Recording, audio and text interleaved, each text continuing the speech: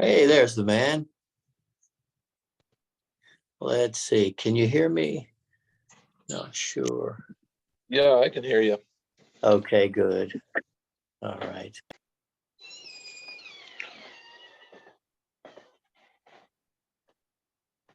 I'll wait for you to sit down.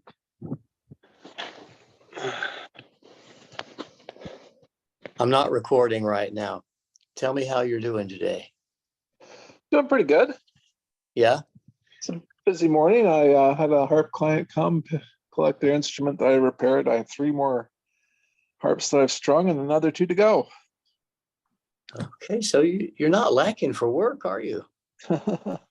No, luckily I've been blessed with a multitude of customers. Do you mind if I start recording now, or do you want to do a preliminary chat? No, go ahead. Okay, all right. So tell me how you got into the harp. Was it something you chose from childhood? I didn't choose the harp from childhood. I was raised by a father that valued people who work with their hands and work hard and productively. And I think that I was a contributor to the success. I always enjoyed building things and technical challenges. Would you describe yourself as an engineering type? Yeah, that was my chosen course of study in college. And I tend to approach a lot of the challenges in harp building in a very methodical way. That's one of the. I feel it's one of my strengths. I've been lucky to have mentors that have shown me how to do things, but I've taken a lot of their ideas and processes and procedures, and done a lot of work to try to make them easier, quicker, better, by working with different materials and things like that. Would you say you're a traditionalist, or would you say that you experiment more? Yeah, it's interesting. I do use a lot of the traditional methods and things that others have abandoned, but it's usually after a period of testing and trying different, see if there's better ways of doing it. And sometimes the traditional ways are the best. Sometimes there's other things, new materials and products that that can be brought to bear that actually work as good or better as the old ones. So were you building stuff before you became a harp builder? Yes. I had been building boats and furniture for about 8 or 9 years. So I built small craft. These are canoes, kayaks, small sailing skiffs, dories, things like that, as well as building furniture. And I think the furniture building gave me some of the finish carpentry skills that you need. And Yeah. building the boats was really helpful because nothing is plumb or straight or perpendicular on the boat. You're working a lot of curves and angles. And you can build harps that they're fairly square. There's a lot of people who do, but I tend to prefer round backs and stay backs, which are more difficult, more challenging to do at first. Yeah, they're more beautiful to look at too. So at what point did you move into harps? And was there like an omen, or did you have an epiphany and say, oh, this is it? I guess I'd been playing the Highland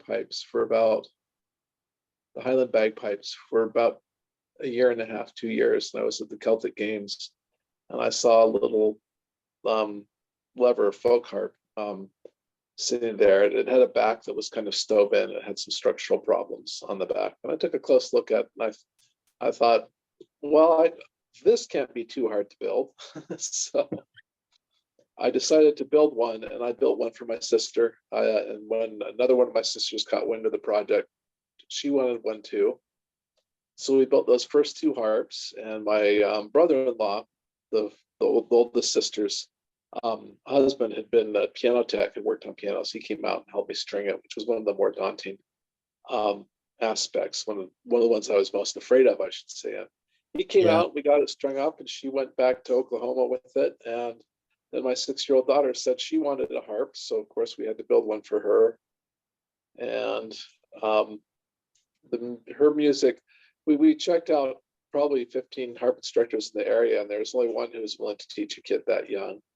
And she said, I'm not willing to just teach a 6-year-old and have you sit and watch. You're going to have to be learning with her. It needs to be a Suzuki style situation where the child has an adult actively practicing with them.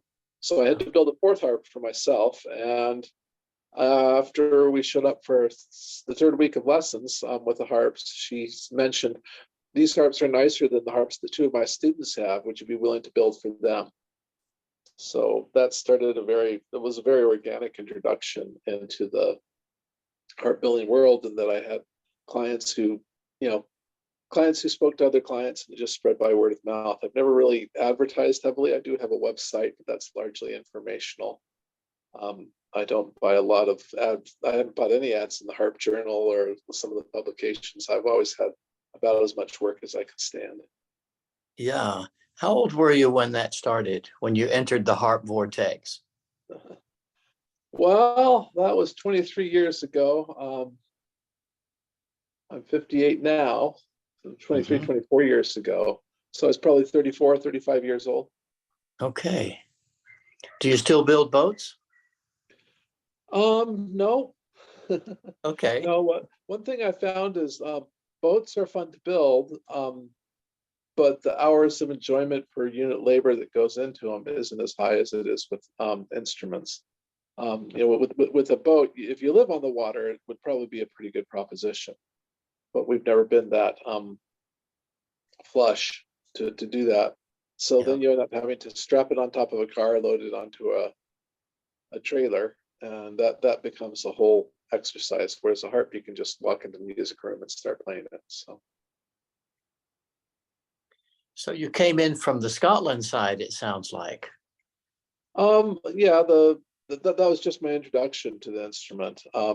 Although my preferred, a lot of people would say my harps are more Irish in terms of their construction and the audience that they're catering to. There's not big differences between Scots and Irish in terms of the demands on the instrument, though. Do you work with steel strings as well as gut strings? Well, in the harp world, there's wire strung harps. Those may be steel, but are much more often bronze or brass when they talk about the wire strung, the old ancient clarsachs. I've built 2 or 3 of those, but not the vast majority. The other, I just finished 351, I think. We're stringing up downstairs right now. So the other 347 harps, 48, have been nylon gut and fluorocarbon strung instruments. Okay. And do you build with other than wood? Well, yeah. What is the principal material that you built the framework out of? I used more. I probably use more epoxy and fiberglass than the average traditionalist would. And part of that is, that's what brought me to the party, was the ability to use those. And I think they're stronger and better materials. Often it comes down to simple economic calculation. You can use hide glue or yellow glue to fit 2 parts together, as long as the fit is very tight. To achieve that with a round back or a stay back requires, fabrication on some of these parts, an extra 2 or 3 hours of work to get everything to fit together. Whereas you can use epoxy and get those fits within an 1/8 inch or so. And you exchange those 3 hours of work for essentially what's 50 cents or 80 cents worth of epoxy. and it's just a lot quicker. It It's a lot sounds, more way. are they less likely to warp if you use synthetic materials like that? Well, the underlying structure is still wood. Yeah, You have to understand and be aware that wood is going to move as you build yeah, these structures. Um, and in some cases, yeah, the wood will move and cracks will form, but it's not a catastrophic structural problem. It's an aesthetic one. yeah. So you're working well within all the tolerances of the materials. Yeah. Yeah, I get. It's a matter of understanding the materials. There's been long debates, for example, on the harp building form. What's the best glue for building a harp? And the fact of the matter is, on a harp, you have 20 or 30 different kinds of joints, and some types of glue are eminently suitable for some of the joints and kind of crappy for the others. So Yeah. as a result, I'll use four or five different kinds of adhesives. When I put together a harp, I tend to use the adhesive that's best suited to the task at hand, as Okay. opposed to being dogmatic. Yeah, a lot. It seems like a lot of builders get accustomed to using just one or two types of glue, and they understand their working properties. And again, that's where I think I have the engineer's perspective. I'll select the adhesive that is best suited to the job, the fit and finish, of what's required. And do you have you must have a favorite design? Well, the Lucier is my most popular design in terms of the units sold, and it's currently my favorite one to build. When clients call and are uncertain as to what they want, I'll steer them in that direction. How many strings? 34. Okay. Do you So build it? it's You just build? short of what's commonly called in the industry a 5-octave harp, which are 36 strings. Yeah. Okay. All right. Sorry to interrupt. No, that's okay. Um, do you do pedal harps as well as standard acoustic, or are we talking about the same thing? Because a lot of people listening in, they'll not be aware of the range of designs and sizes in the harp world. Yeah. Most people are familiar with the pedal harp because that's what they see in an orchestra, and they tend to be, Yeah. 42 to 47 strings. And they're big and they're heavy and they carry Yeah. a lot of tension. They have to be loud enough to be heard over an orchestra, heard in an orchestra, I should say. Whereas the lever harp world, which is where a lot of my business is it's a much lighter instrument. It can, a lot of them are 30 or 35 pounds as opposed to 85 to 110. I happen to build towards the lighter end of that range. Again, that's careful selection of materials and applications of modern adhesive technologies. I'm able to get my designs down to about 17 or 18 pounds, which are about 30 or 25 to 30% lighter than what most other builders were doing when I started back in the early 2000s. There's been a trend for more and more of them to come down because they realize they've got to make lighter. The lighter instruments are more desirable from a customer standpoint usually. Mm-hmm. And I think you asked the question: Do I work on pedal harps? Yes, I do repair work and restringing jobs. I tend to regulation, which is a rather technical, specialized part of harp of the pedal harp world. I tend to use a lady that I've run into who comes over and does the regulation. She helps me do the final assembly and regulation after we've replace the soundboard or a neck. Mm-hmm. But the pedal harps are much larger than under higher tension. It's I'm trying to think of a good analogy. It's like the difference in between being a shop mechanic that works on Toyotas versus big heavy diesel mechanics. Yeah. That work in the repair yard or work repairing like Caterpillar Caterpillar bulldozers. The pedal harps are more involved. They're a lot more work. You're working to a much more challenging set of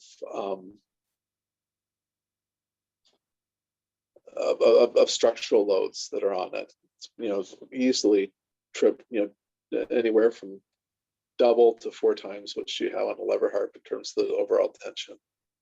Yeah, and it's a lot more mass. A pedal harp for an orchestra, how heavy would that be? Oh, those are, again, 90 to 110 pounds. Yeah, They're big. yeah. You basically need a trailer. Yeah, and the thing is, they also tend to be highly decorated. So the people who work in that area regularly either develop or contract out the gilding, painting, carving, and other skills that are needed. It's much harder as an individual occupation to try to master all those parts and pieces of the craft, master them well. Yeah, I can understand that. You mentioned earlier that you originally were playing the bagpipes. Yes. Is that still going on? I don't play the Highland as much. I'll do the occasional wedding or a funeral, but I primarily play the Uilleann or the Irish bagpipes now. Mhm. And I have 3 or 4 students that come over every week for lessons. Okay. And I'm not the best piper in the area, but I'm one of the few who's willing to teach. Um, That was going to be the next question. Okay. which I suppose is one kind of a qualification. The Uilleann pipes are very difficult to learn, and I think a lot of good pipers who could teach, should teach, have trouble or seem to resist the opportunity because an awful lot of people are going to give up, and it requires a certain not social skill. It just requires a certain coping skill to let students go when they're not making progress or no longer interested in the instrument. Is yeah, there's a whole thing with that. I remember when I studied fencing, not with a chain link, but with a weapon. There was a big split in the fencing community between people who were very good competitive players and those who actually were able to teach it. And you may see something similar in the music community. Just because you're good at it doesn't mean you can transfer that knowledge to other people. Yeah. Exactly. Do you like teaching? I think it's rewarding, and I've learned a lot from it. Yeah, well, let's put it this way. I enjoy teaching when the student is learning. It's not much fun when they aren't practicing or progressing. It just becomes, I imagine it's like, being a cancer doctor. It's really tiring to show up week after week and just watch your students slowly die, No, that's not much encouragement, is it? But I guess if the student's got the passion, it's a lot more fun. Yeah, when they're picking up new skills.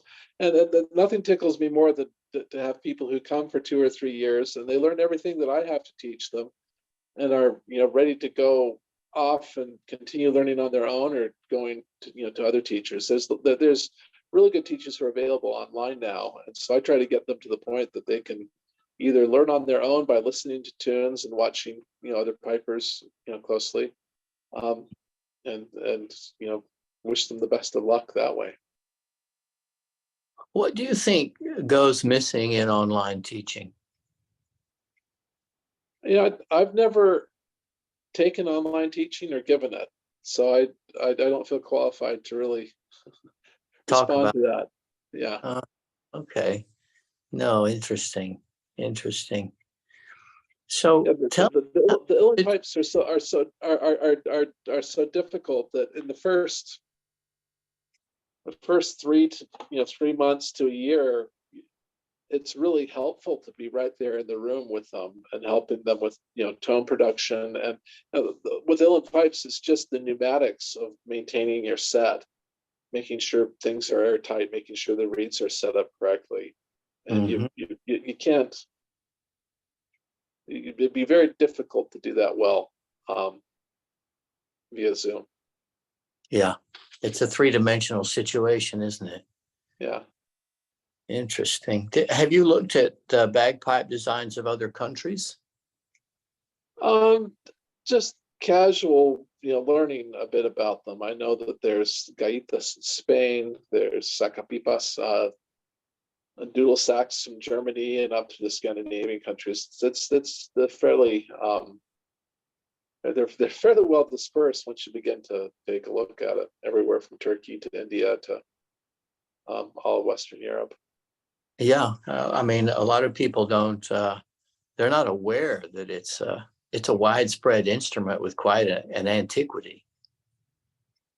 Yeah.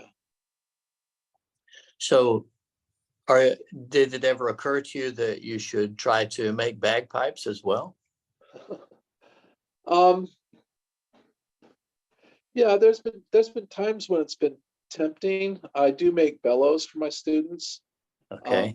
mainly because it's something that I can do well to really, especially to make uilleann pipes, which is what I'd be interested in. You need to be a good wood turner and a very precise machinist, because the bores are very demanding, very exacting, much more so than they are for the Highland pipes and other types of pipes. And I've as I've kind of looked at doing that, I've realized if I want a nice set of pipes, it's a heck of a lot easier to build 2 or 3 harps and get someone who's really, really good at it to build a set for me, if that's what I really want. Yeah, I Also, get. again, I'm so busy with the harp demand. The idea that I'm gonna find the 5 to 10,000 hours it would take to become an expert at building uilleann pipes is kind of it's kind of ludicrous. So human human limitation. yeah, yeah, How, you have to make hard decisions on any of those. There's things like I do have a 3D printer, and I was thinking, well, I could start making drone sets, which are the easiest parts. But if you're going to yeah. call yourself a pipe maker, you really need to know how to do the chanter and the regulators in the uilleann pipe world. Okay. All right. So it's really a question of time and energy, Yeah. but it's quite a that was quite a learning curve from boat building. But I would expect the old timers were pretty familiar with small boats too. Yeah. Well, and there's Looking a at. natural progression from small boats to large boats. You always, tackle bigger and larger projects. There's a boat designer from England named James Warham who started by building simple kayaks, catamarans. And he talked about the spiral of learning, and that you often come back and revisit the same things over again, but at a higher level, because both your sensibilities and abilities have advanced from the last time you designed or built something. Yeah. And I think that's what keeps a lot of people in that kind of flow state that makes their avocation or vocations rewarding for them, whether it be harp building or mountain climbing, ballet, or surgery. Yeah, that's my experience looking at martial arts and yoga. There's a there's a lamination process as you go along where you keep tweaking. Yeah, it's very satisfying too. How do you schedule your days? That's interesting. I worked as a lobbyist and telecommunications engineer for about 25 years before um, I retired at the early age of 51 from the what I call the office world. And that has given me a lot of flexibility. The problem with flexibility is it can become laziness if you're not careful. Just you don't you don't have to you don't have to do this. And I really only want to work hard on this for 2 hours today. And I do appreciate having that flexibility. There are days when that's important to us. We have a disabled daughter who lives with us. But one thing I found recently is that inviting apprentices to come over and work in the shop um, gives me blocks of time at which I know I am going to be actively engaged in harp building. Yeah. And so Mary Ann comes over on Tuesdays and Thursdays at 9:30, and she stays until 2:30 on one day, 4:30 on the other. And that gives me a good solid block of time. It also helps me keep up with the flow of harps that are coming in and Yeah. tackling those projects. And she happens to be a seamstress, quite a good one.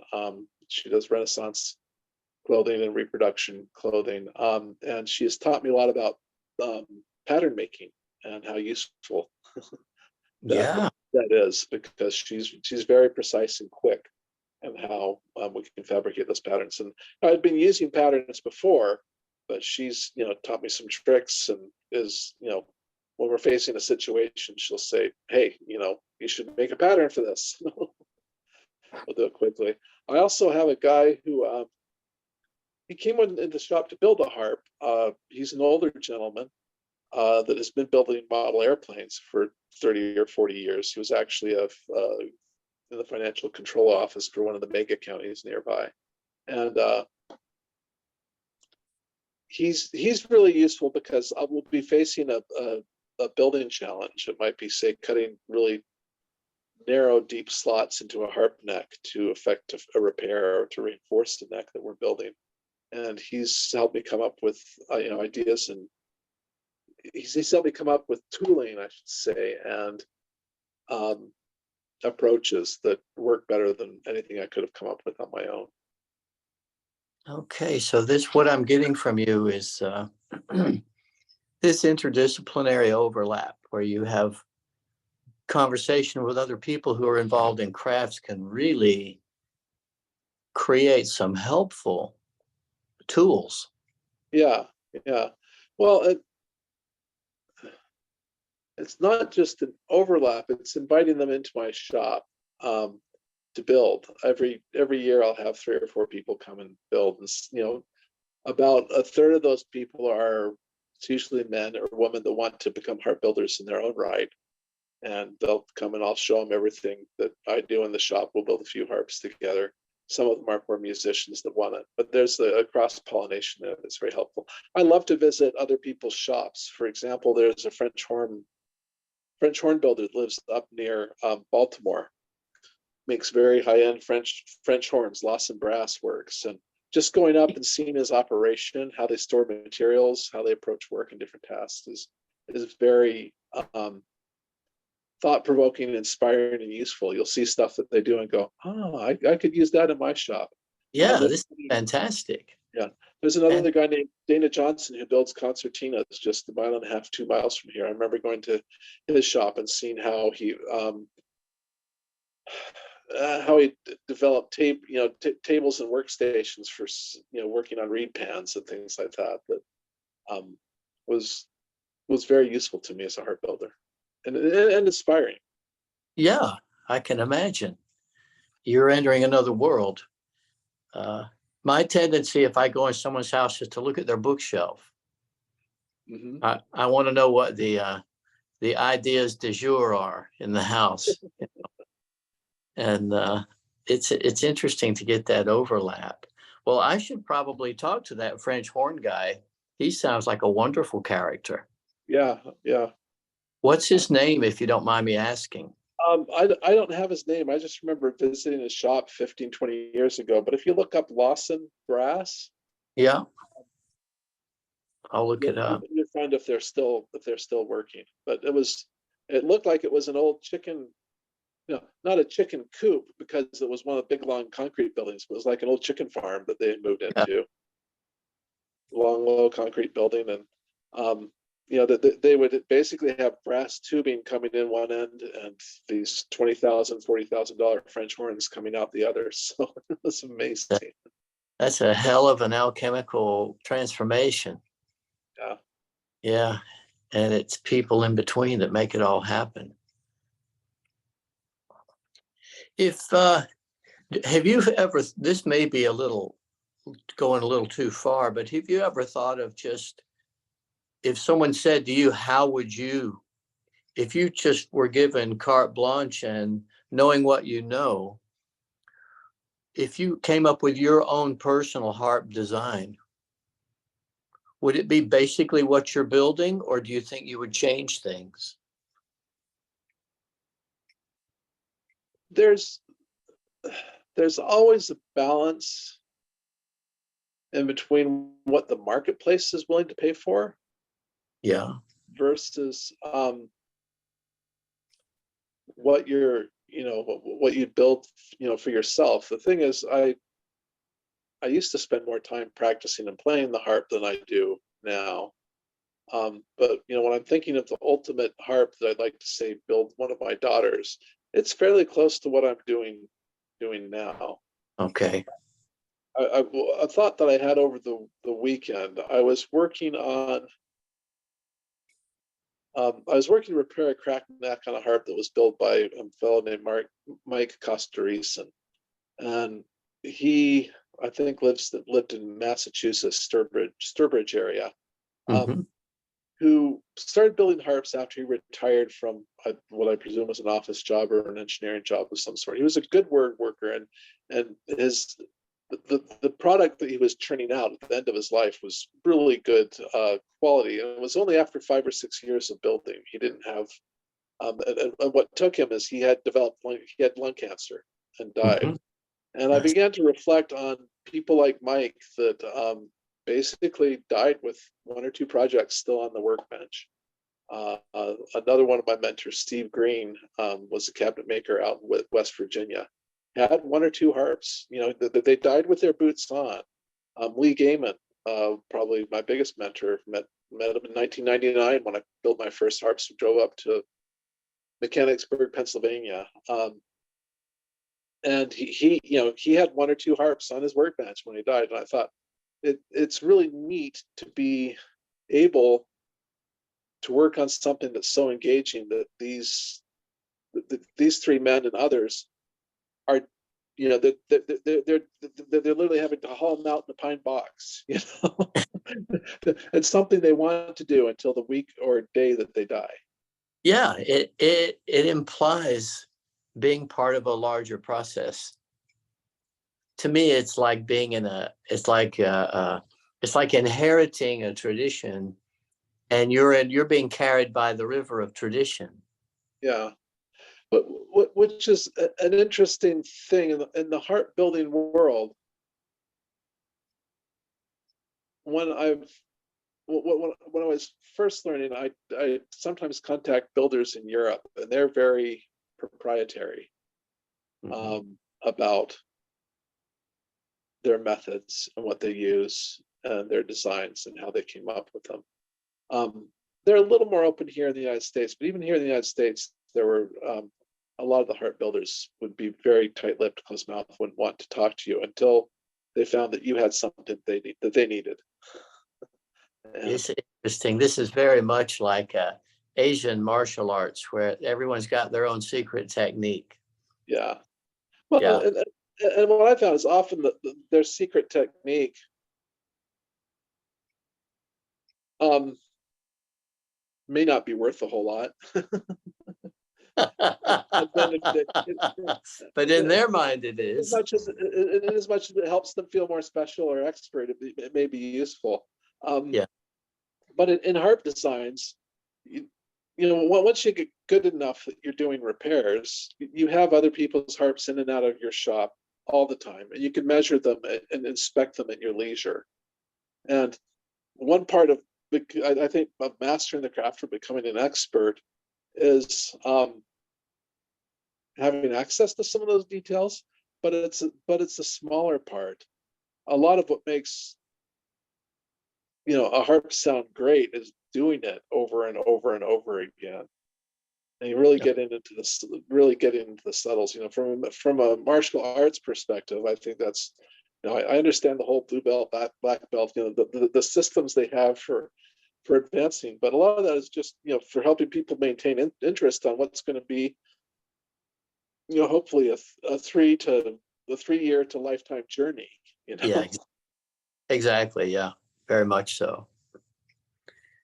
You mentioned your first teacher. What was his name?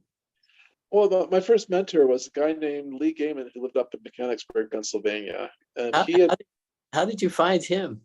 Well, there were online forums on how to build harps. And so when I found that he only lived 2 or 3 hours away and it was up in the direction I needed to go to buy lumber, I said, "Hey, can I come visit your shop?" And he said, "Sure." He was very open and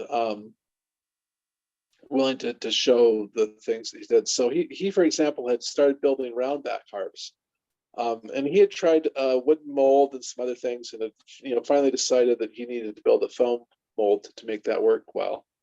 And Oh, so I found myself on my second visit to his shop with these huge big pieces of foam molding and a great big long hot wire. It's basically like a bow saw that's about yeah. 5 long that you put enough current through that it gets red hot. That we're making our own molds, and we're looking at each other over this 5 foot mold because he was holding one end of the saw, I was holding the other, and we're dragging it slowly as it's burning through the foam, and there's toxic fumes coming off both ends. And he had this kind of evil, mischievous grin on his face, and I said, "What?" He said, "If there's anything more fun than this, I don't know what it would be."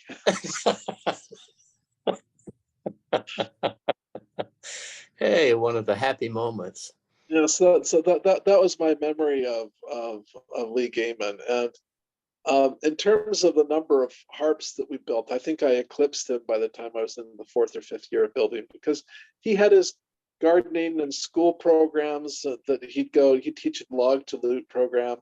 Um, he was building hammer dulcimers. He was in 2 or 3 music groups. He sang in the um, not Lutheran, I think it was the Presbyterian church choir. He had all these interests that kept him probably more broadly engaged in the community than I am. But He sounds like a busy guy. yeah, but Well, a real gentleman, and lots of fun to visit. And I took his method for building roundbacks is one of the things where I tried 4 or 5 different kinds of plywood and 6 or 7 different kinds of adhesives, and figured yeah, out how to make custom, my own custom vinyl bags for doing the vacuum bagging to make these things work. And then yeah, I took that back to him, and that was one thing that opened a lot of doors for me. Later, a year or two after that, Larry Fisher, who probably builds some of the most expensive lever harps in the world today, up in Canada, um, was complaining about how long it took him to make a round back on one of these discussion groups. And I said, "Well, it takes me about 4 hours."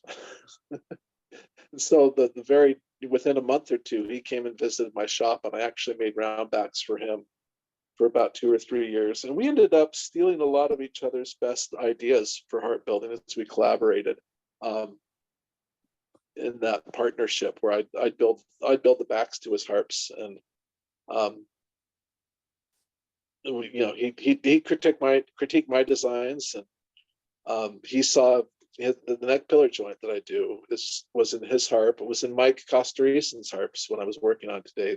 That a lot of them have adopted that method. yeah, Again, this is not a traditional chopped mortise and tenon that's done with a big mortising chisel, which would be the traditional way to do it. This is something that can be done with a table saw, and it takes literally about 10 minutes to do wow, table saw versus an hour and a half, 2 hours of doing a carefully fitted curved mortise and tenon, which is what you'd have to do if you're being strictly traditional. yeah, okay. What a change. Yeah, What a time saver. Good grief. That adds up in the big picture. yeah.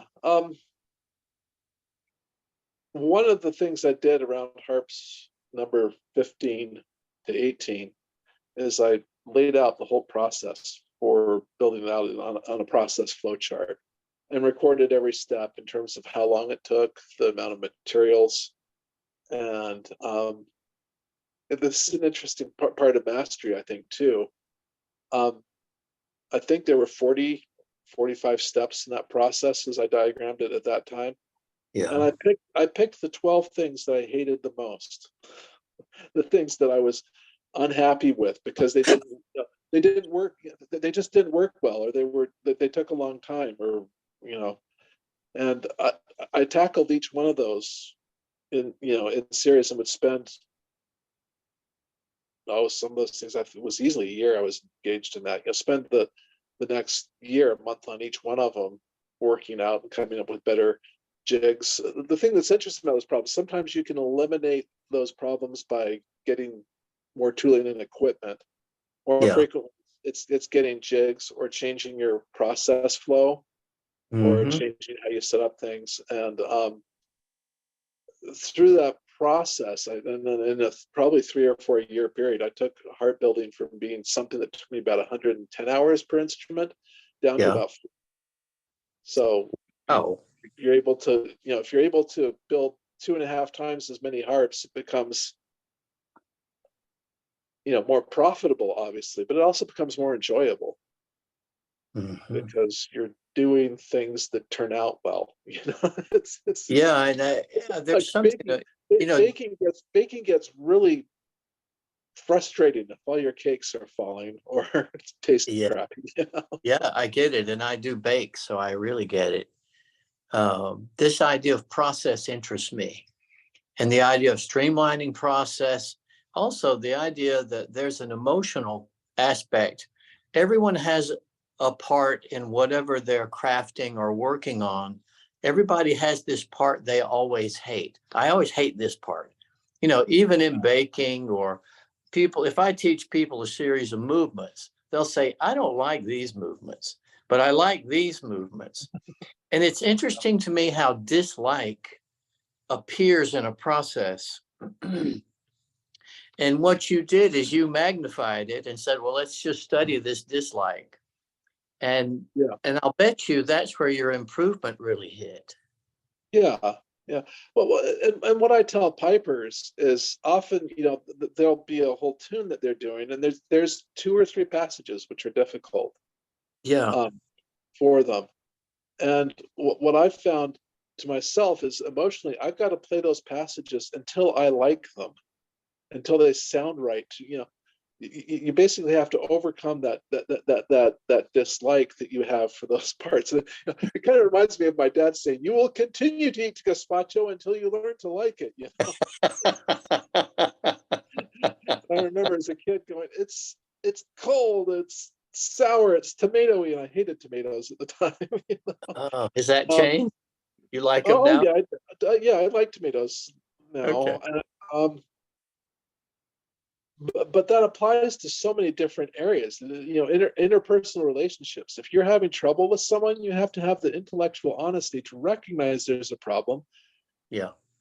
and go talk to them and work on it and resolve it. Yeah. And it's the same with music. I assume it's the same with the Taekwondo move or a It's series of progressions. it's it's part of process. It's part of the process. Yeah. Yeah, very, very much so.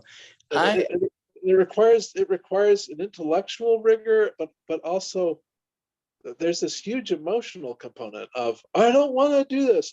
Just learning to tell yourself to calm down and know this is something we're going to have to address and get better at. Yeah. Absolutely, absolutely. And I think that's when you lose students or when people drop out is when there's that emotional pushback. And yet that's the key point. That's right where the make or break point. Yeah. In a spiritual sense, there's scriptures that say, "I will take your weaknesses and make you strong." Yeah. And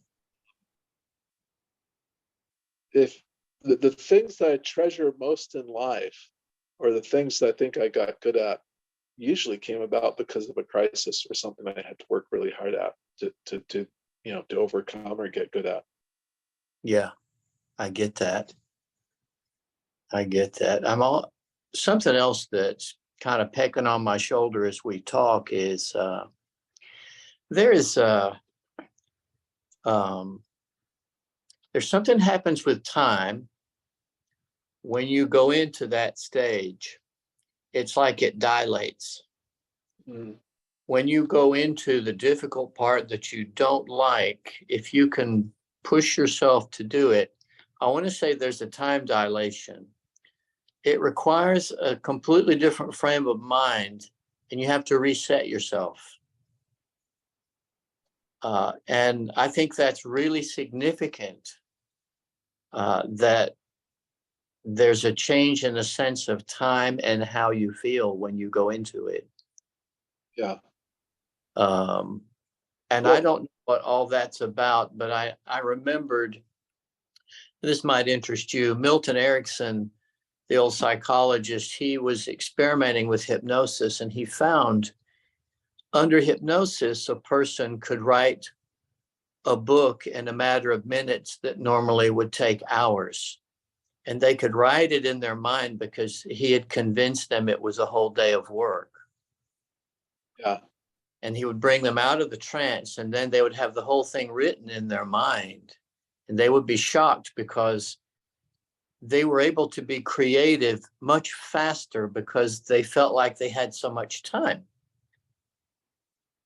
Interesting. And when you talked about going to the tough bit or the part that makes you reactive, what I find is when you go into a state when you narrow your attention. But when it's really narrow, time seems to surrender with the intensity. And Right.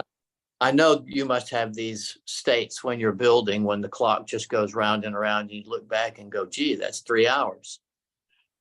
Well, another aspect of what you're talking about is you also emerge from that, though, with this sense of elation, or Yeah. a heightened sense of self, because you've overcome. You've been able to do something that is uniquely difficult and hard. Have you ever studied or read Flow by Mikhail Csikszentmihalyi? A long time ago. Yeah. It's good. I really liked his work and how it applied across so many different disciplines. But he talked in detail about this flow state that people go into. Yeah. Like you call the time ceases to exist, or it becomes less of a parameter or a constraint. Yeah. As you're fully and completely engaged in these challenges. Yeah. That's something that interests me, because I feel like there's a lot of self-imposed limitations people are not completely cognizant of. And if their attention shifts, their potential escalates. And for me, it's always been a question. At one time, you see, I studied in Asia, and sometimes with a Chinese teacher, they will give you obstacles. They will make the teaching more difficult on purpose. And what I realized was the student already brings their own obstacles to the table. And so I never felt like I needed to make things more difficult, because I felt like there's already so much twisted metal a person brings to the equation in the first place that they need to overcome. So, well, in American terms, we bring so much baggage with us, we don't need any more pile on. that's my impression. So eventually in my learning protocol with physical arts, I got very interested in how fast I could teach something, because I found a lot of people were introducing extensive processes that weren't required to learn whatever it was. I could teach a 6-year-old to throw a javelin, whereas a 16-year-old wanted a long explanation. Yeah. So have you found that as a teacher, that there's a particular, I don't like the word simplified, but I could say efficient. There's a particular approach to teaching that can save the student a lot of difficulty, and the teacher too? Yeah, there is, but there are so many of those techniques. I mean, one thing that surprised me as a teacher is you approached the challenge of saying learning to play the uilleann pipes through one path. Yeah. It happened to work for you. Yeah. The person before you as a student often has an entirely different set of baggage, an entirely different set of skills, things that they know. And Yeah. and one of the things that keeps me engaged in teaching is as I teach different students is helping identify what works for them. Okay. And that requires being willing to try different and new and silly things. One of the techniques that I found was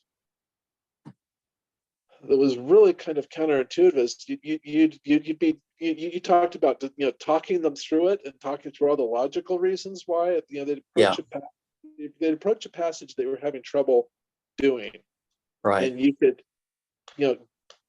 clap out the timing, do slow motion with the fingering and what's supposed to be happening there, and they would still get the same thing and screw it up the same way over and over and over again. And I got so frustrated with one student that I said, "No, we're going to sing it." "Oh, I can't sing. I'm a horrible singer." I said, "Well, it doesn't matter how well you sing it. We're going to sing this passage." Yeah. And it took us it took me longer to convince him to sing than the Hmm. 4 or 5 times it took us to actually sing that passage through. Yeah. And then when he played it, perfect, no errors. Okay. So his mind, his mind had been tripping on the mechanics of it. Once it was in his head what it was supposed to sound like, and that his mouth could produce it, Yeah. it flowed through. When you play the uilleann pipes, it flowed through his arms and elbows and fingers, and Yeah. everything. He had to be able to speak it into existence. Yeah. Interesting. Well, that's a very biblical slant to things. Yeah. Interesting. Um, Uh-huh.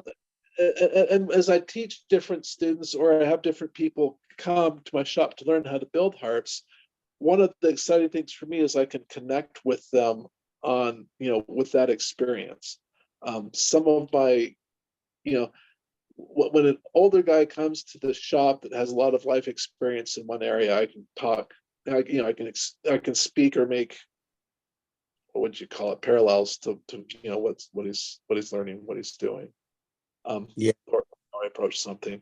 And when I'm teaching uilleann pipes, the way you teach a 6 or 8 year old is, you mentioned this earlier, is very different from.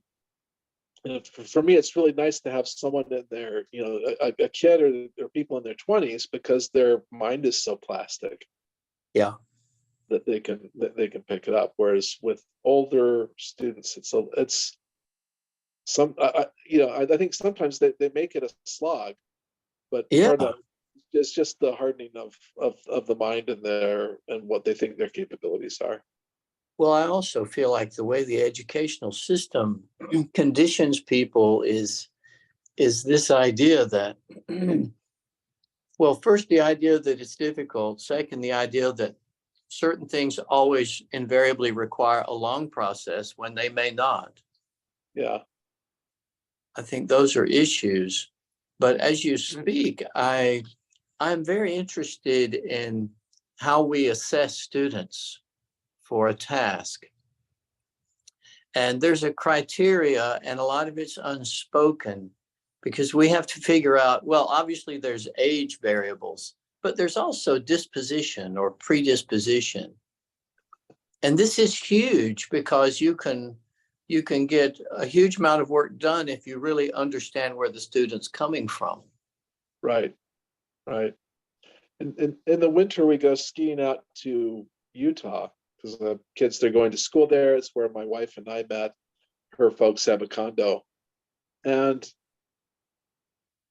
I've had an opportunity to teach a whole series of 18 to 24-year-olds how to ski, because my nieces and nephews will bring their boyfriend or girlfriend up, um, and things like that. And skiing to me is interesting because you need to have a certain level of strength Yeah. just to fall over and get up and fall over and get up. And you're basically lifting 10 or 15 pounds of equipment off the mountain and bringing it back down again when you're doing turns and things like that. Yeah. So there's that, you have the physical strength to do it, but there's other people that are just terrified of sliding. That loss of control, They hate winter sports. It's the skating and the sliding thing. So they need to overcome that. And then particularly when you're skiing, you're going down the hill and you're literally, if the mountain is like this, you're literally jumping off away from the mountain to make the turn. Yeah. And one of the reasons kids are so good at it is they don't realize, they don't have that terror built in. Realize this is not, and they can pick up on it. But as you're teaching skiing, you realize that a good skier has to have a whole bunch of these skills. And then there are people like my daughter who are just really, they're just naturally, they can understand the situation and how fast they can approach turn and exactly where they need to, do the different motions to make a turn down a bumpy mountain. Yeah. And it just all comes together. I'm thinking in martial arts, it's probably the same. As your opponent is doing this or making this motion, you see out of the corner of your eye and can prepare and automatically do. There's a lot of peripheral setup, large field sensing. And I know that's true in all tasking, but if you're not aware that, how can I say this? If you're not aware that the initial situation directs a whole chess game, if you're not aware of that, you're forever trying to just track one domino falling to the next, when in reality you're entering a whole world, and the initial setup in the corner of your eye begins everything, a whole sequence. Well, I'm laughing because I'm imagining that person. They say there's three kinds of people: those that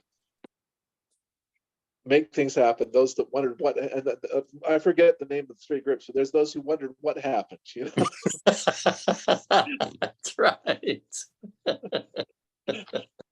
Just find yourself, lying on your back with your opponents, standing over you, going, what was that? Yeah. The Chinese say you make them see heaven, which means they end up looking up at the sky. To me, it's also interesting, this Western philosophy that we often have when we're working with students or trying anything new in life. Is there's this tale that, oh well, there's a natural ability, or that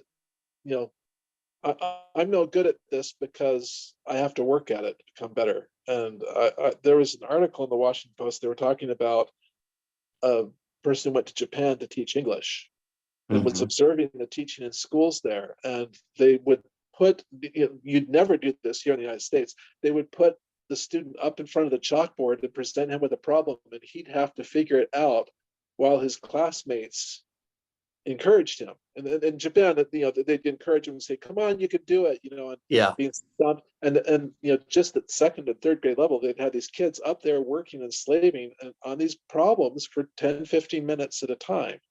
Yeah. Whereas here in the United States, either you're good at math or you're not. Yeah, we definitely have this idea in our assessment, which a lot of which is derived from the military. Personnel assessment. You take the FASB and it decides, not FASB, I forget what the military, there was that test that everyone took, and it kind of channeled you into whatever you were going to be. But the idea is you very quickly determine what someone's good for and what they're not good for. And the difficulties of that, of course, is if someone is very young, they're still developing and still exploring what they could be good for. So I think a lot of people get channeled off into these grooves very early on. Yeah. Think they're not gifted, or they can't, or, this happens quite early. Decisions are made and people get all sorts of inaccurate assessments of what their own potentials are. I'm mathematical, I'm artistic, I like to read, or I don't. People don't realize it's not that simple. Sometimes it's not the fact someone likes reading or doesn't like reading. It's the fact that they haven't found a subject that requires their interest. Yeah. And question of passion, of finding your passion. Yeah. Well, and this is my father's philosophy, and I hew to it more and more strongly with each passing year. Hard work can overcome that lack of talent. Mm-hmm. He was a very gifted researcher. He says the halls of academia and laboratories are Yeah. filled with people wallowing in their mediocrity because they've given up, Yeah. because Yeah. they are unwilling to continue to work hard at what at what they're doing. I myself, when I was in third grade, was diagnosed with pretty severe dyslexia. I was 2 or 3 years behind my reading and writing and math. Mm-hmm. Yeah. Math in particular was very difficult to me. And my dad woke up every morning for, let's see, for about a year. And we worked from 5 in the morning until he had to go to work, usually about an hour, hour and a half, Mm. on reading and writing down numbers and things like that. And what surprised me is I continued to struggle with the dyslexia, but I learned how to work hard and to compensate for it. Sure. I think Yeah, that's true. yeah. I think And even ultimately it's a determining factor. yeah, and even in engineering school, I found I had to work 2 or 3 times harder at mastering and learning a subject than my counterparts did. Um, but because I was willing to do the work, especially in that freshman and sophomore year, Yeah. it set me up for success later on, because as you hit your 300 and 400 level classes, and later on when I got an MBA, there's a lot higher value placed on original thinking and being able to be thrown into the middle of a process and see your way towards the end or the beginning, Yeah. as opposed to the lower level classes in math and science in particular. It's like, well, these are the steps that you go through to find the solution. Mm-hmm. And you have to work through that in a very linear way. And I Right. struggled with that. But in the 300 or 400 level classes, they're saying, oh, we're starting in the middle with these facts. Can you tell me where this started from, or what the solution is at the end? Yeah. You get to think for yourself. Yeah. Yeah. And they're expecting original thought. They're expecting you to think in new and unexpected ways that other people can't grasp or can't see. And it became a real strength. And that may be some of my native stubbornness on harp building and construction. To draw this back to the thing is, I tended to read what a lot of people were saying, like harp soundboards must be built out of Sitka spruce that was harvested on the North Slope, Yeah. Yeah. and season for air season for 20 years before it's suitable for use. And as a skeptical engineer, I'd go, well, it has to be perfectly straight grained. It has to be quarter sawn, and they have a whole list of requirements in the guitar and violin world, and that's why you have to use tone wood, which costs 15 to 20 times what anything else does. Mm-hmm. And what I began to do as an engineer, go, well, and maybe this is having a dad who was a researcher, begin to question, what you're being said or what the tradition is, and saying, well, what's important here? Yeah. It's important to have something that is really strong, and slow growth trees tend to be stronger. Mm-hmm.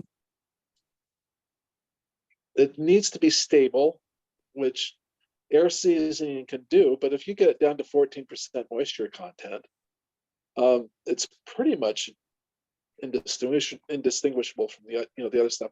And just begin to really question and test and see what's really required for the situation, for any situation at hand. And I've been able to develop alternative materials and sources and things like that when other builders have basically given up or gone out of business because their Sitka spruce supplier from some area in British Columbia folded up business, and they don't know where to get it anymore. You learn to look to other sources. Yeah. And originally, all craft was local. So it had to be Yeah. sourced from what was handy. Yeah. Yeah. And everything that we have as far as a wisdom school usually sprang up as a regional phenomenon. Yeah. Well, one thing my apprentice Marianne, she's studying lace and bobbin and lace making, and it's one of the key areas that developed here in the United States. The United States was in Ipswich. I'm trying to remember if it's Massachusetts. And at one point, there were, I think 600 households in the area, and about 589 of them were all involved in lace making in one form or another. And all the patterns they'd come up with and used, or most of them, were a result of someone sending a sample book from England over to the president's wife. Interesting. So they had basically a sample book of all the different styles, and someone got a hold of that and basically backwards engineered, and it became that center for lace making. And it did get transferred, but it wasn't a simple direct transfer. Yeah. Okay, interesting. That's a commentary on ideas. Yeah. Well, when you talked about being driven to a specific area and areas, I think about instrument building. A lot of the German and French violin making, it would, they'd come from a certain city or two. Yeah. And often there would be people in the surrounding area that were engaged in different parts of manufacture. One little farmer village would do all the carving for the scrolls on the violin. Another one would specialize in making bodies. Another one specialized in making bridges and things like that. Mm-hmm. People would basically spend their non-farming hours in the winter months basically making violin parts, which would be sent to a central point for a known and recognized shop to fabricate that to hundreds of instruments that would go out every year. So yeah, it reminds me of a steam engine shop I know of that's still in Switzerland in winter tour. And I had gotten a steam engine when I was 10 years old that was made in West Germany. And I was missing a piece. I've still got it. So I went there. And they actually had the model that I got when I was 10 years old, and I could get a whistle, a steam whistle, to replace the broken one. Hey, can you hold that for a minute? I need to go take care of something for about 2 minutes. I'll be right back. Yeah, well, just another 5 or 10 minutes and we'll conclude. Yeah. Okay, hang on. All right.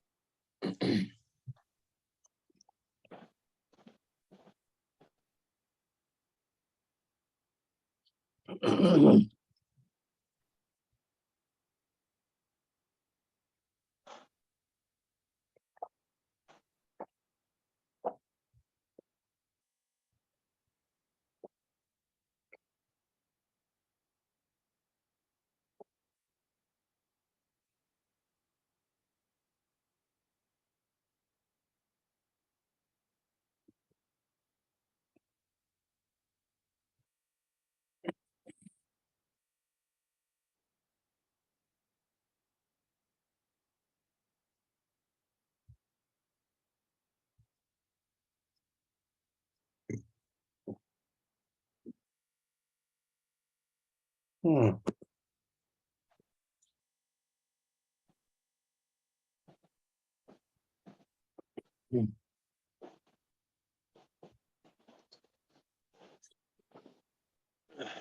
Hey, hang on now. I'm going to restart the video now. Okay. One other thought that I had, often there's a lot of people who want to be harp builders and luthiers, and they kind of have, I think, in their imagination, this romanticized notion that it's just endless hours in the shop working with wood, which is what they love.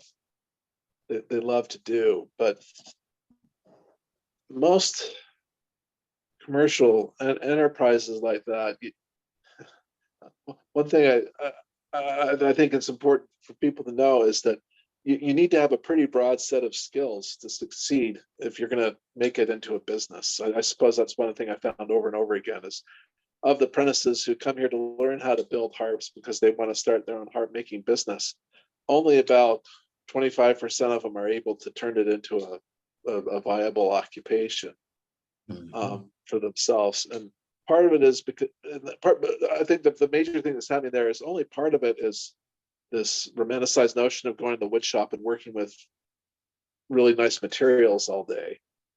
Yeah. You have to be pretty good at marketing. You have to be pretty good at customer service. You have to be pretty good at inventory control. And there's a whole host of other skills that you have to have. I'm thinking it's like someone who wants to teach, martial arts. It's great to be passionate about jujitsu or something like that, but to actually run a jujitsu gym and negotiate a lease and fill the class with students and deal with parents after a kid's been injured and all these, Well, what happened? You wear a lot of different hats. Yeah. Yeah. It's a hat wearing scenario. And getting back to my dad's point, a lot of it is just hard work. People come here and they're finding, oh, well, I have to spend 40 hours over and over, 40 to 60 hours over and over and over again, and a lot of it is, when it's hot in the summer, it's hot and sweaty down there. Even in the basement of an air-conditioned house, there's a lot of blood, sweat, and tears that goes into that. And there's days when your table saw breaks down and this supplier doesn't have the stuff that you need, and and an instrument that you just broke, it implodes because you bring string tension up on it. And having the emotional maturity to deal with multiple things going south and still realizing that this too shall pass and I'll get things back on track and things are going to be fine is hard. I think it's an aspect, having that discipline and the broadness of mind to wear those different hats and work at them is something that a lot of people miss. Do you think young people, due to the new technology, are lacking in that patience?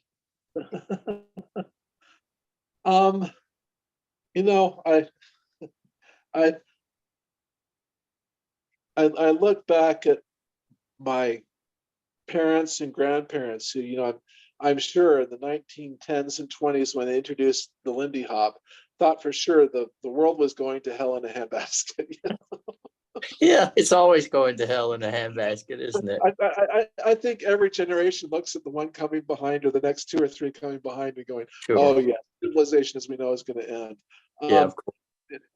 They're having worked in the mobile telephone industry where companies blatantly and obviously that their business model depended on having teenagers who are addicted to the overuse of cell phones. Absolutely. As part and parcel of their business model. And I represented those companies in the cell phone industry. I do find it worrisome, but I think we over worry every generation that,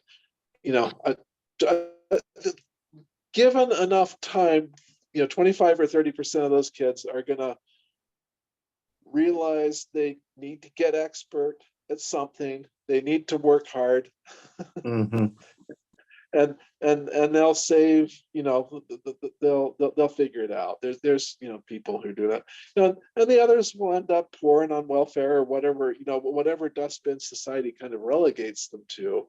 But there's always kids who are gonna do it. Yeah, but yeah, especially the young guys that come here, it's like, no, you don't understand. You've got to work hard and be smart. And the other thing is, you're going to have to work at it for 2 to 10 years.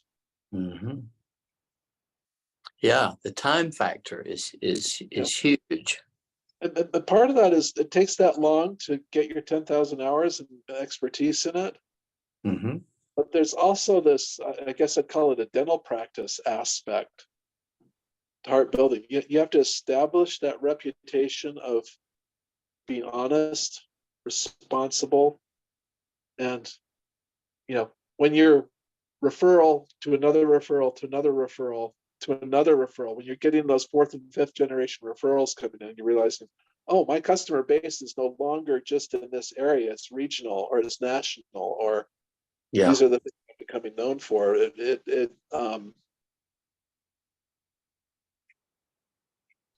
It's a lot easier to believe in yourself, when you realize that people are people that you does never take knew are popping out of the woodwork. Yeah, people you never knew are popping out of the woodwork, presenting you with challenges.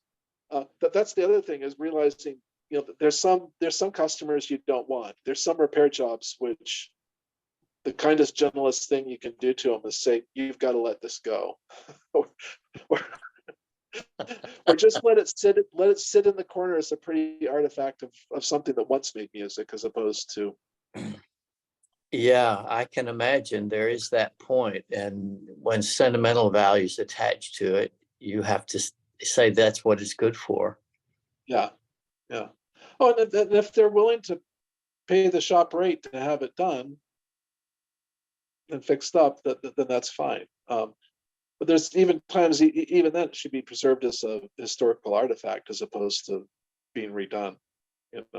Yeah, I'm reminded of two things. One was when I was much younger, I took a violin to be repaired, and they wanted to charge me more than the value of the violin after it was repaired, but they didn't tell me so till I went to pick it up. Uh-huh. So I let them keep it. The other was the man in Zurich, Switzerland, who repairs teddy bears, and people bring in their broken and torn implements from their childhood, and he sews everything back together and patches it and makes it all new again. And this guy, this is his full-time job, is teddy bear repair, stuffed animal repair. I was mesmerized to see his shop. Yeah, I don't know. There's the scene from Toy Story where the old man comes in to fix up Woody for sale. And he's this teetering old man with a little cart behind him, and he's sewing arms back on and touching. Yeah, it's Pinocchio all over again. Yeah, truly. Well, this has been much better than I expected. I expected kind of a nuts and bolts interview, but I was really glad that you were willing to flex and talk about a little bit about music and teaching and overlapping disciplines, and the role of time and things about student assessment, the whole ball of wax that's involved. I was really intrigued to hear how multifaceted your own interests are, because obviously that's affected what converges in your harp making. And well, we didn't even talk about high wheel bicycles, but anyway. Is that in the equation? Yeah, I have 4 or 5 downstairs, and I've done everything from fabricate seats to them to I actually hit last August by a guy going about 25 miles an hour behind me in a car, and just got that bike back and fixed. But I enjoy riding high wheel bicycles, which is fun. Are they appear to be quite fast? Yeah, they can. I've been moving easily 22, 25 miles an hour down the road, just as fast as I do on my my road racing bicycles. So Wow. Okay, so we may have to do another interview on high wheel bicycles. And yeah, well, that's more of just a hobby. Yeah, I get that. Well, Rick, this has been a lot of fun. What this will do, this will go on to my alternate interest list on my personal website till I get the new Wisdom Archive website up. And then I'll transfer the interviews that I'm doing now to the Wisdom Archive. And just so you know, the Wisdom Archive is divided into tracking, which is animal tracking, hunting, and all sorts of things related to anything connected to tracking. Gardening is the second. The kitchen is the third. The fourth is story, sacred and profane word. The fifth department is music. So you'd kick in there. The sixth department is movement, martial arts, folk dance, you name it. Seventh is craft or making stuff. So you fall into that category as well. And obviously all of these are worlds. The eighth is what we call traditional medicine, but that's ethnobotany and things related to that. It cross-references into the kitchen, as you can imagine, and the garden. Right. The ninth is what I'm loosely calling oracle or spiritual, but it's basically when people evolve rituals of one kind or another. So it can be, you could call it shamanism, or you could just call it intuition, but every culture has a version of it. Second sight is what they'd call it in Scotland. Yeah. It's kind of the psychic component of all these things when they get moving. So that's Well, my of what's happened. Yeah, that's interesting. I just wound up 5 years serving as a Mormon bishop, which is it's more like being a parish priest. And you're responsible for a congregation with about 400 people. Yeah. In it, and that's a 5-year assignment. And what I didn't appreciate, it really hit me hard when I think I was doing my 5th or 6th funeral. As you're organizing these, you realize this isn't for the dead person. Right. It's for their family, and it's for the community of friends around them. And you're creating a set of rituals and reassuring things that help them deal with their loss. So. Yeah, and also integrate their history. There's a continuity there that's really precious. Yeah. And as odd as it is, a lot of people who normally don't talk, they will talk at a funeral. And there's an ice-breaking quality, there's a healing quality, there's all sorts of odd syncopations that occur at funerals that don't occur at any other time. Well, I'm laughing because the old joke about a guy at his own funeral saying, why did you wait for me to die to say all these nice things about me? Well, unfortunately true, yeah. Well, Rick, if you're up for a second interview, we might do one later on if you're game. Okay, I think I'd be up for that. I don't have a date yet. I'll harass you further for a date at your time. Just ping me back in, I don't know, 2 or 3 weeks, and we can set up a time. All right. Now, if someone wants to contact you in regard to harps, what's your best contact? They can email me, and you have my address. Okay, and it's Rick Kemper, Kemper. That is correct, sir. Okay, and let me see if I've got your. I've got KemperFW@gmail. That is correct. Okay. All right. Well, we'll leave it at that. And I'm very interested that you've got this integrated priestcraft in your palette, and that would also be, to me, a very valuable conversation in regard to the archive. Yeah, there's a lot of productive stuff there. What I call the inspiration process. Yeah. Often people are facing huge problems in their life they need to take to the Lord, take to God. Yeah. And there's this act of meditating and thinking and reflecting on it. And that's identical to the process I used when I was trying to work on the 12 hardest parts of heart building. Yeah, okay. Is you'd approach that problem, and sometimes you just have to let it kind of sit on your brain and it'd be that thing that you wake up at 5 a.m. and think about for an hour, Okay. before you fall back to sleep. And you wait for that inspiration to come. Yeah, well, for me, this is the kind of dialogue that fits in well with the whole idea of a wisdom archive. Yeah. Because now spiritual and the physical are meeting, but they also have a very genuine appearance in craft, where the rubber meets the road and it's a hard reality. And Yeah. where when people collide and have to come to some point of contact, that's amenable. All right, boss. Well, I'll let you get back to your You take care. Have a good lunch. life. Yeah. Okay. And thank you for your time, Rick. Okay. And I'll see you later.